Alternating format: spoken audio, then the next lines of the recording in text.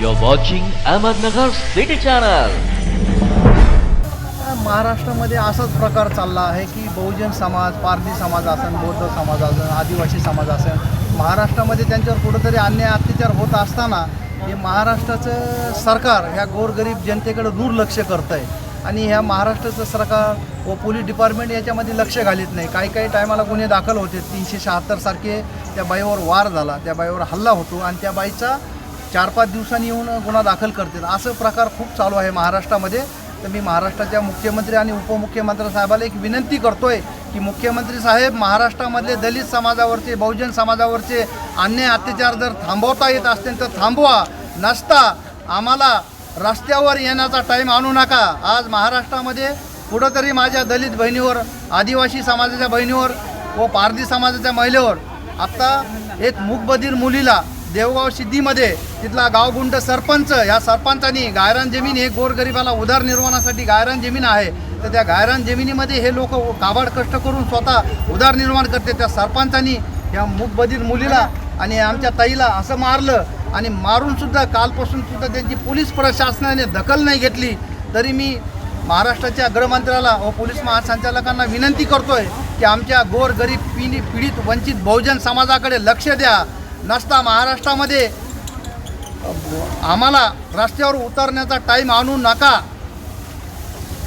तुमची पुढची भूमिका काय असणार? पुढची भूमिका, जर यांनी कारवाई नाही केली, सरपंचावर गुन्हे दाखल नाही झाले आणि त्याच्यातले आरोपी नाही उचलले, तर दिनांक 8 जुलैपासून आमचे जिल्हाधिकारी कार्यालय नगर येथे आमरण उपोषणाला स्वतः मी या कुटुंबासोबत बसणार आहे. जोपर्यंत या कुटुंबाला न्याय भेटत नाही तोपर्यंत मी यांच्यासोबत आहे. आणि ज्या न्याय नाही भेटला तरी माझ्या जीवाची बाजी लावीन. त्याच्यासाठी मला माझं प्राण जरी गमवायचा टाईम आला तर मी ह्या समाजाच्या सोबत आहे.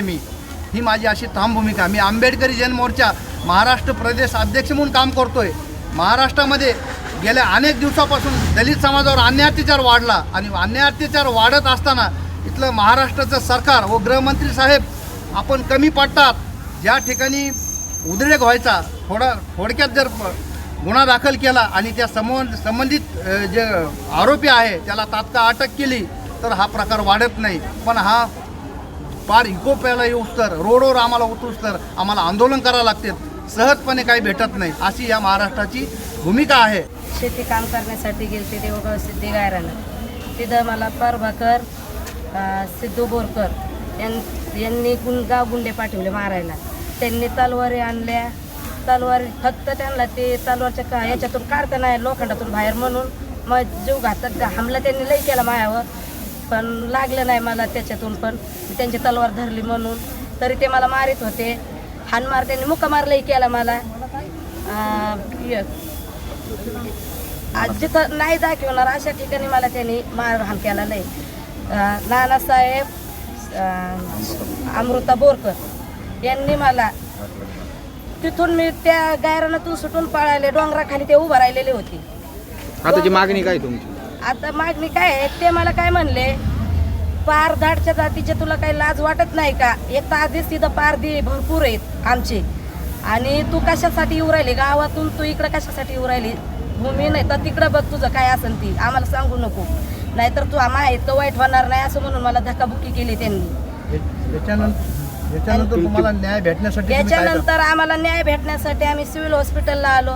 एवढा मुक्कामार लागलेला असून ते मला म्हणतात की बाई तू सगळं नॉर्मल आहे तुझं. त्यांनी माझ्यावर काही उपचार नाही केला.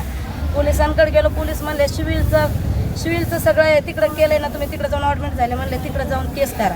इथं येऊन आम्ही केस नोंदायला म्हणतो, 3 तारखेपासून इथं येऊन थांबलो. आम्ही गुन्हा दाखल केला नाही. इथं पोलीस लोक आले, ते म्हणले नाही म्हणलं तुम्हाला तिकडं बाई तुला मारहाण झालेलं आहे पण लागलेलं नाही, म्हणलं सगळं नॉर्मल दाखवतोय, त्याच्यामुळे आम्ही तुझी केस घेत नाही. मुलीला म्हणते तिला बोलता येत नाही म्हणून तिची केस काय जबाब काही घेत नाही. आम्ही आता सरकारी हॉस्पिटलच्या डॉक्टर लोक म्हणते तुम्ही जा इथून, मग आम्ही जायचं पुढं. 8 तारखेला आम्ही उपोषणाला जर बसलो तर आम्ही विष पिऊन तिथं गायराला सरपंचाच्या हातून मारण्याऐवजी इथं आम्ही कलेक्टर ऑफिसच्या पुढं ज्यांना सरकारी जमिनी भेटल्या ते आमच्या वार करीत आहेत, त्यांना गावगुंड्या सुपारी देतात. सरपंच आमच्या गावचे नाना भाऊ अमृता भोसले बोरकर हे गावगुंडांना सुपारी देऊन आम्हाला मारायला येतात. मग तिथं मारण्याऐवजी आम्ही इथं 4 माणसात मिळवलं आम्हाला टेन्शन येणार नाही.